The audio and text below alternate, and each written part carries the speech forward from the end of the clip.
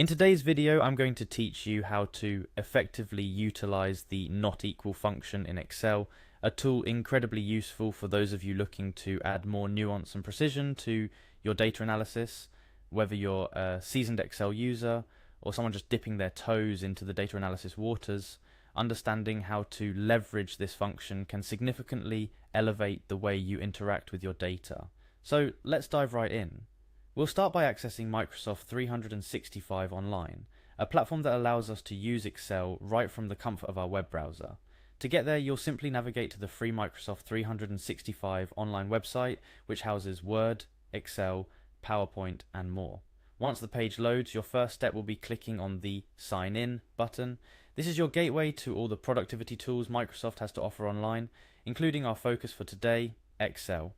As you click to sign in, you'll be prompted to enter your email. Here you'll type in your Microsoft account email. If you don't yet have an account, take a moment to create one. It's quick, easy, and free. Once your email is in, proceed by clicking Next. The following steps will guide you through the login process, which might include entering your password and completing any two-factor authentication you have set up.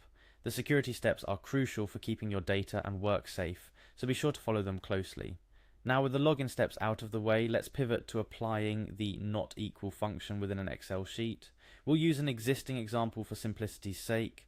Picture this. You're looking at a data set comparing planned versus actual expenses. To quickly identify discrepancies between these two columns, the not equal function is your go-to tool.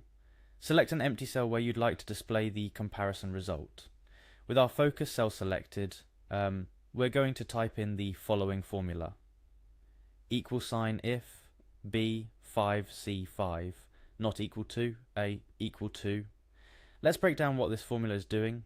The if function checks whether a condition is met and returns one value if true and another if false. B5 and C5 represent the cells we're comparing. The symbol is the heart of our operation. It stands for not equal to in Excel.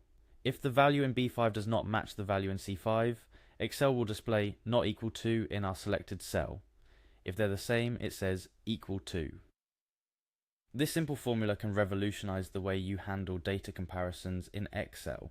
It finds its utility in budget analyses, inventory management, data verification processes, and much more. Its beauty lies in its adaptability. You can replace not equal to and equal to with any other outcomes you prefer, making it a versatile tool in your Excel toolkit. A couple of additional tips before we wrap up. When using functions like these, it's crucial to ensure your data is formatted correctly.